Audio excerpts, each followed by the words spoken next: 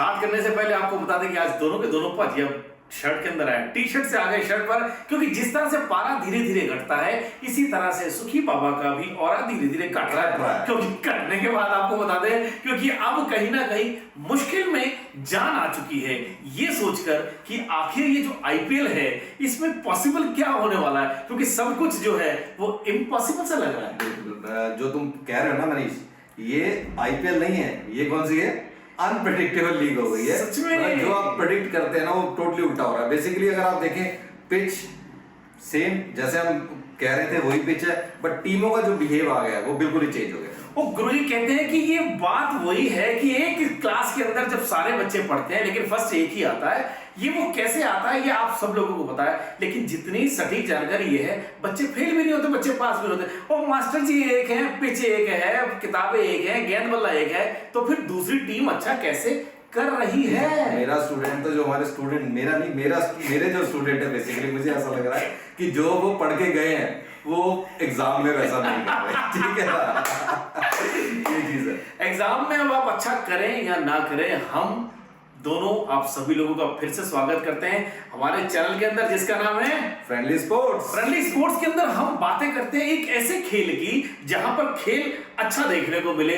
आप जो क्रिकेट प्रेमी हैं, आप जो दर्शक हैं, देखने वाले चाहते हैं कि भाई अच्छा खेल देखने को मिले। अच्छा खेल खेलेगा कौन? जो अच्छा खेल दिखाएगा, गेंदबाजी, बल्लेबाजी, आप विकेट कीपर, और चाहे आप साथ साथ में फील्डिंग भी करेंगे। अच्छा खेलोगे तो जीतोगे, और जीतोगे तो आगे बढ़ोगे, नहीं तो फिर अभी तो यही हो रहा है मनीष, नाम बड़े और दर्शन छोटे। अगर देखा जाए तो यही हुआ है हमारे कल एसआरएच के साथ भी ओपनिंग। कल मैं बहुत मतलब मुझे बहुत विश्वास था कल अभिषेक शर्मा के ऊपर, और शुरुआत में जब उन्होंने 2 4 लगाया तो मुझे लगा कि आज वो रंग में है, लेकिन उन्होंने वही पुरानी वाली गलती फिर दोहराई और उनके साथ ट्रेविस हेड और ईशान, मुझे लगता है कि वहीं से उन्होंने मैच अपने आप ही हाथ में उनके डिलीवर कर दिया। मैं इससे पहले इधर और थोड़ा सा आगे बढ़ूं, लेकिन आपने अभिषेक शर्मा की बात कर दी, मुझे एकदम से याद आ गया।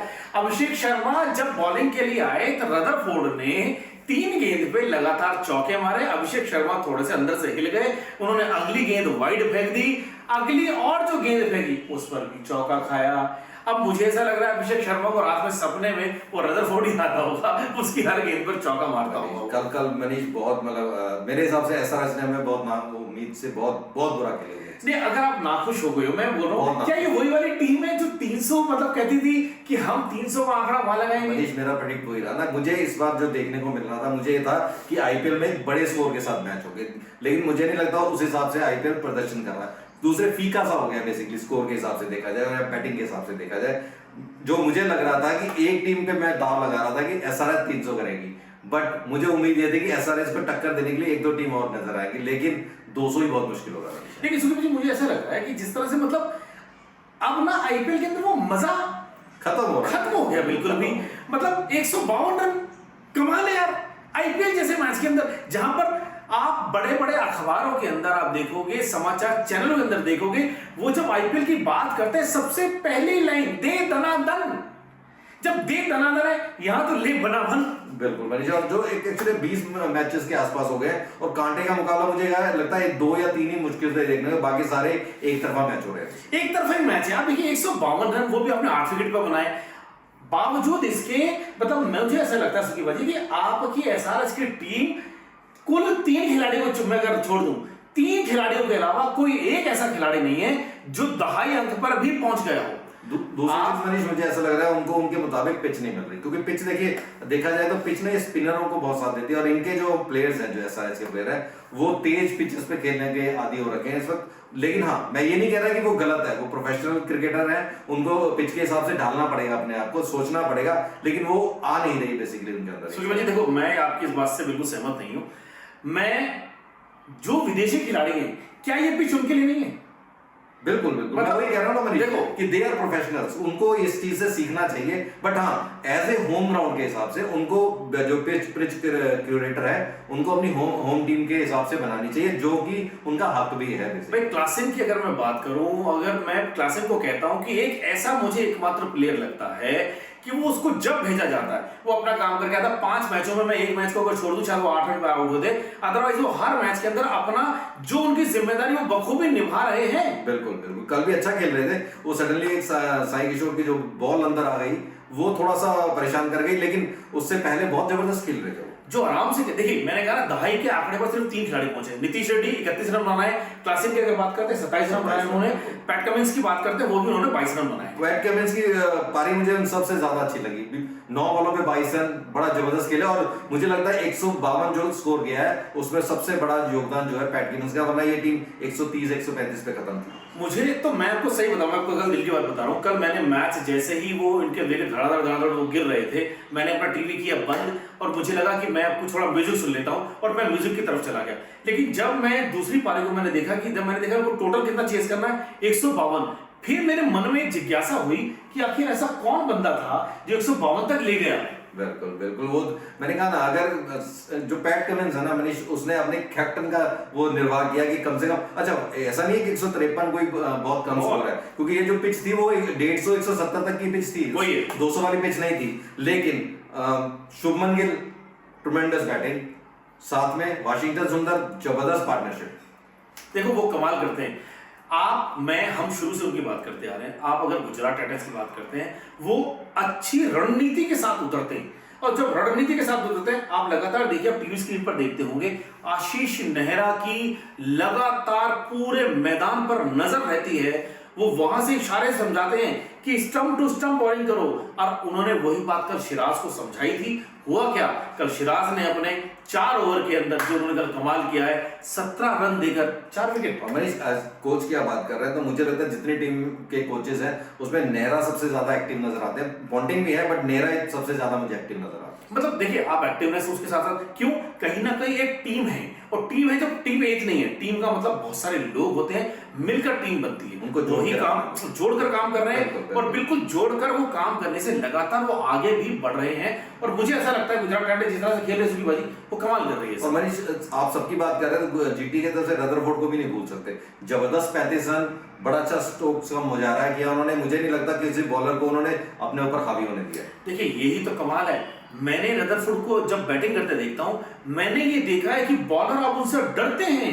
बिल्कुल बिल्कुल, और वो उनको सामने गेंद ना डालकर वो गेंद इधर और इधर डालते हैं। उनको पता है कि इसके पास गेंद गई या तो चौका जाएगा या फिर छक्का जाएगा। वो पहले मैच से मनीष उन्होंने बहुत सीखा। जो पहला मैच वो हारे थे रदरफोर्ड, जिसकी उन्होंने ऑफ स्टंप पे भी बॉल से टच भी नहीं हो रही थी, उन्होंने उनसे सीखा और आज की डेट में वो सबसे खतरनाक बैट्समैन है जीटी के। और मुझे ऐसा लगता है कि अगर देखिए, आप उनको लगता है कि अगर मैं 4 के खिलाड़ी आउट हो गए, 5 खिलाड़ी आउट हो गए, मेरा नंबर आएगा, तो मेरा जब नंबर आएगा तो मुझे क्या काम करना है वो उसको दिखाते हैं वो। बिल्कुल। और दूसरा, अब लगातार देखा जा रहा है कि जीटी उनको ऊपर भेज रहा है। बिल्कुल बिल्कुल, ऊपर आने की वजह उनकी यही है मनीष, क्योंकि वो अपने छाप छोड़ते जा रहे हैं।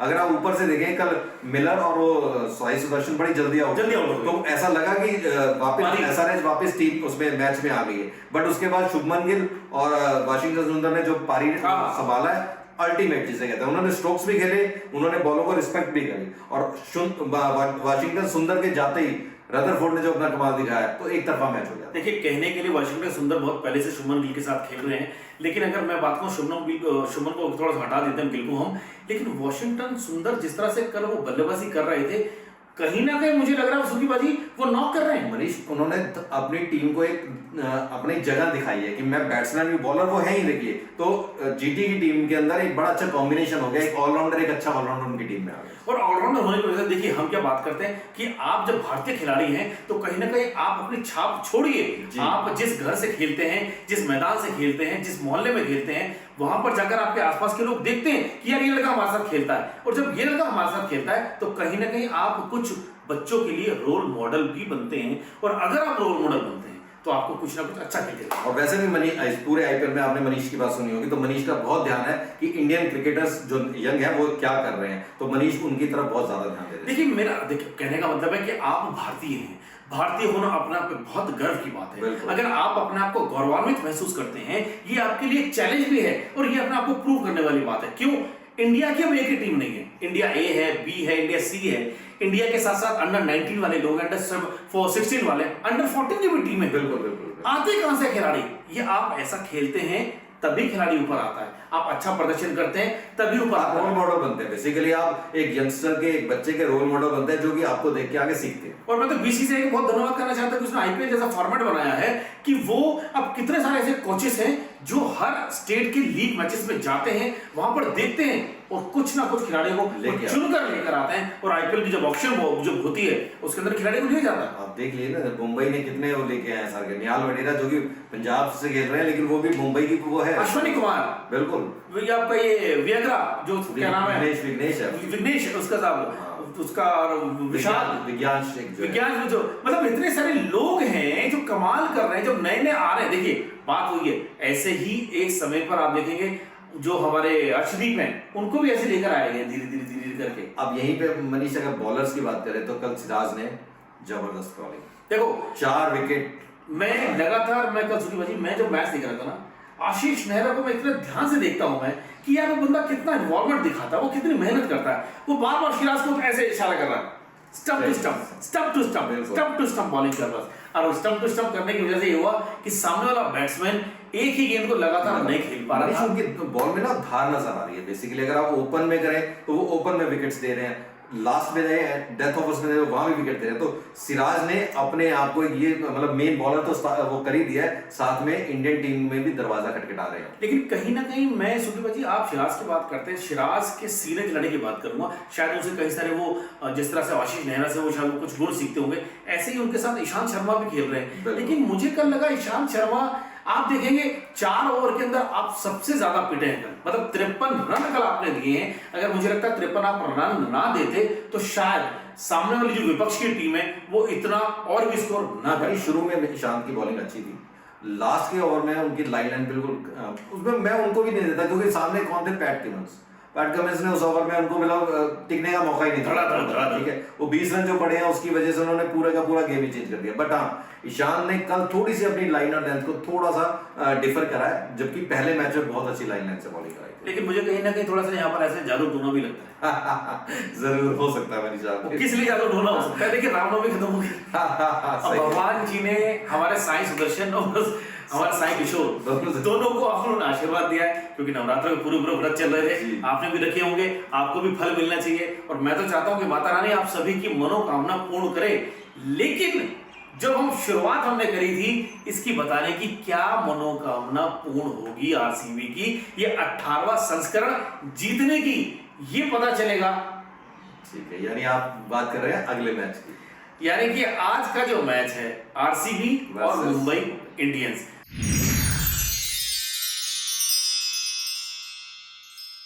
दोनों के बीच में कितने मैच हुए भाजी? मोटा मोटा 33 मैचेस हो चुके हैं, जिसमें कि आई थिंक 19 मैच जो है वो एमआई जीता है और 14 के आसपास मैच जो है वो आरसीबी जीता है। अब सुन रहे हो मेरी टेंशन क्या है, अगर आरसीबी अगर 14 मैच जीता है और 19 मैच अगर मुंबई इंडियंस जीती है तो इसका मतलब आपकी दावेदारी उस तरफ ज्यादा है। इस तरफ लाने के लिए आपको काम करना पड़ेगा, अब आपको नया काम करना पड़ेगा, आपको विराट कोहली जैसे जो बल्लेबाज है उनको अपनी फॉर्म बरकरार रखनी पड़ेगी और लय दिखानी पड़ेगी। बट उसके लिए सामने आज बुमराह भी आ गए हैं वापस टीम के अंदर, और बुमराह का जो सबसे पहला विकेट जो आईपीएल में है जी देखो बुमराह के नाम से आ गई और जो बुमराह है उनकी सबसे पहले विकेट विराट कोहली थी। अब आप सोचो बुमराह जैसे इंसान जो अपने आईपीएल के संस्करण में पूरे इतिहास के अंदर देखा जाए 2 बार 5 विकेट लेने वाले वो गेंदबाज बन चुके हैं। अभी तक उनको देखा जाए तो 133 मैचों के अंदर उन्होंने 165 विकेटें ले रखी हैं। बुमराह आ गए, अब मुंबई इंडियंस वाले सोच रहे भाई आप ऐसा भाई आप आराम से रहने दो, अभी बता आ गया। उनकी बॉलिंग बहुत अच्छी होगी मनीष, अगर आप बॉलिंग को देखेंगे ना तो बॉल स्विंग करती है। हाँ। मुंबई में क्या बॉल स्विंग करती है और उनके पास 2 स्विंग बॉलर है, आप बोल्ट को ले लीजिए, आप चाहर को ले लीजिए, फिर ऊपर से बुमराह, तो यानी सोने पे सुहागा वाली बात होगी। तो मेरे हिसाब से ओपनिंग जो करनी चाहिए वो ट्रेंट बोल्ट और चाहर, और थर्ड पे जो बचा कुचा रहेगा वो बुमराह को पकड़ा दो। सर अब आपकी बारी, सर आपकी बारी। लेकिन अब जैसे भाई एक बात सोचो, अगर जैसे बुमराह आ गया, अब आपके पास बुमराह हो गया, आपके पास बोल्ट हो गया, आपके पास दीपक चाहर हो गए, अब ये 3 आपके पास हो गए। लेकिन क्या अब जिस तरह से अभी बुमराह ने एक भी मैच नहीं खोला, बिल्कुल अभी आईपीएल के अंदर एक भी विकेट नहीं है, अगर वो विकेट टेकर है तो क्या जो हम पर्पल कैप वाला सोच रहे हैं जिसमें अभी नूर सबसे ऊपर है, अब देखा जाए कल के मैच के खेलने के बाद सिराज दूसरे नंबर पर आ चुके हैं, आप क्या कहते हो ये ऊपर? मनीष बुमराह से बहुत उम्मीदें हैं और मुझे लगता है अपनी रिकवरी के बाद जो बुमराह वापस आए हैं तो अपनी छाप तो छोड़ेंगे। और अभी बहुत मैचेस है, मेरे हिसाब से 10-12 मैचेस 10-11 मैचेस है उनके पास, तो उस मैचेस में आराम से वो पर्पल कैप के बन सकते हैं। यार 2-2 विकेट भी लेगा बंदा फिर भी यार 22 आराम से आ सकता है। तो कर लेगा, बात कर लेगा, करना चाहिए। और बुमराह से उम्मीदें बहुत है मनीष। बुमराह से सब कुछ आईपीएल अभी तक बुमराह नहीं आया, तो मुझे लगता है कि मुंबई भी बहुत टाइम से उनका वेट कर रही थी। कम बूम बूम बुमराह इसलिए कहते हैं कि अगर आप मुंबई आ गई है, मुंबई के शायद वारे न्यारे हो जाएं, क्योंकि इस समय मुंबई, सीएसके, राजस्थान रॉयल और सबसे नीचे हैदराबाद, ये सबसे नीचे 4 टीमें हैं जो माइनस के पॉइंट के साथ टेबल पर खेल रही हैं। सबसे ऊपर 3 मैचेस के साथ 3 जीती है दिल्ली। कमाल है। मुझे आज सबसे ज्यादा देखने को जो वो है मेरे को कोहली का, कि कोहली पहले मैच के बाद नहीं वो कर पाए। आज देखते हैं मुंबई के खिलाफ एक मनीष ना आरसीबी का बहुत अच्छा रिकॉर्ड रहा है। अगर आप देखें ना, आरसीबी जो है दूसरों की जगह पे जाके ज्यादा मैच जीती है, तो आज आरसीबी मुंबई खेल रही है मुंबई में, तो मुझे वहां पे भी आरसीबी के चांसेस लग रहे हैं। एक और टोटका एक और टोटका आ गया, बिल्कुल। मतलब वहां जाओ और जीत कर आओ।